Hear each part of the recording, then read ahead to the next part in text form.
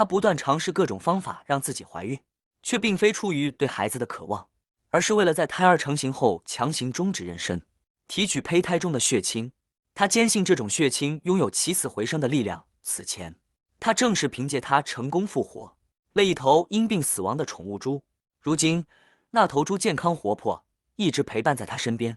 然而，身为解剖学专家的马林并不满足于动物实验，为了探索生命的终极奥秘，他竟将目光投向了人体。某日，医院接收了一具小女孩的遗体，她因重症脑膜炎刚刚离世。当马林翻阅她的病历后，双眼骤然亮起。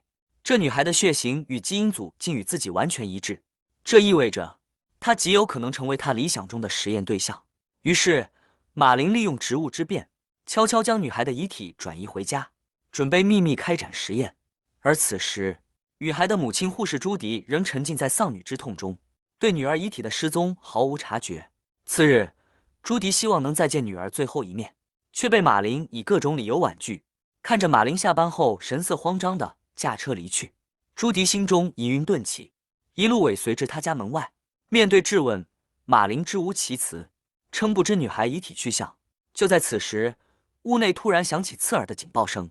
朱迪毫不犹豫冲进屋内，果然在实验室中发现了躺在操作台上的女儿。愤怒之下，他一把将马林按在墙上。马林对朱迪说：“我正在救她，你女儿还活着。”颤抖着触碰女儿的脚掌，朱迪竟感受到一丝微弱的反应，女儿似乎有了生命迹象。无奈之下，马林只得坦白真相。他一直在秘密研究起死回生之术，宠物猪便是成功案例。他认为胚胎血清能激活细胞再生，而女孩的基因与自己高度匹配，极有可能被唤醒。得知女儿有复活希望，身为护士的朱迪当即搬进马林家中，协助照料。他定时为女儿注射血清，并详细记录各项生理指标。奇迹果然发生。几天后，女孩的生命体征逐渐恢复正常。朱迪激动地拔掉呼吸管，下一秒，女儿竟真的自主呼吸了。两人欣喜若狂，以为实验已然成功。然而好景不长，某日马林在医院突然腹痛如绞，裤上渗出大量血迹，随即昏倒在地。醒来时，他已躺在病床上。医生告知他的子宫因严重感染，必须立即切除，否则危及生命。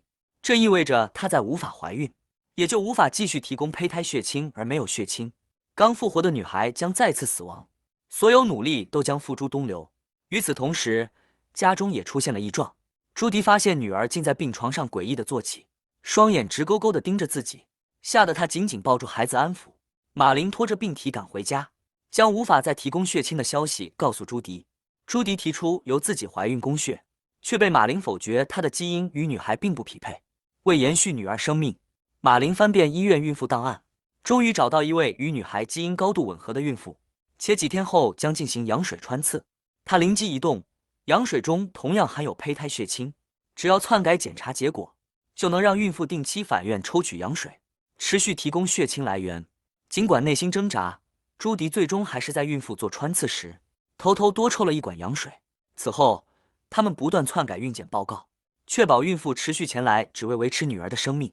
一切似乎重回正轨，直到某日，家中传来凄厉惨叫，那头曾被复活的宠物猪突然疯狂抽搐。马林急忙注射血清，才使其恢复平静。朱迪看着痛苦的猪，不禁联想到女儿未来的命运。当晚，他如常为女儿洗澡，轻声哼唱儿时的摇篮曲。令他惊喜的是，女儿竟跟着哼唱起来，甚至认出了他妈妈。那一刻，朱迪泪如雨下，仿佛时光倒流，幸福重现。然而危机再次降临，又一次羊水抽取后，孕妇因剧痛决定转院生产。朱迪顿时慌了，一旦失去血清来源，女儿必死无疑。马林紧急筛查新孕妇，却一无所获。绝望之际，更可怕的事发生了。小女孩学步时，无意间碰到熟睡的宠物猪，反被咬了一口。她勃然大怒，竟当场将猪活活扎死。朱迪惊恐地意识到，复活的女儿性情暴戾，已非昔日天真孩童。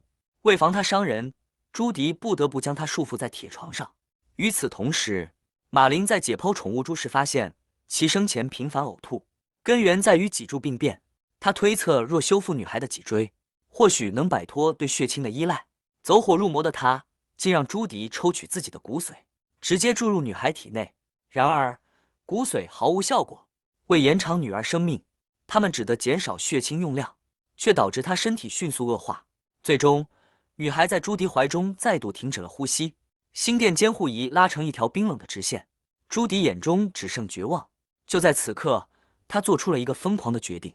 当马林回到家时，朱迪与女孩已消失无踪，地上水渍蜿蜒，直通冰箱。他颤抖着打开冰箱门，女儿被冷冻其中。原来，朱迪不愿接受女儿再次死亡。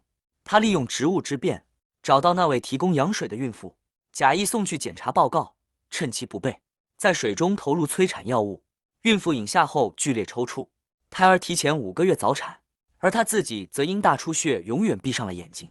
朱迪顺利取走胎盘，写马林在家中备齐设备，静静等待女儿的又一次醒来。至此，影片结束。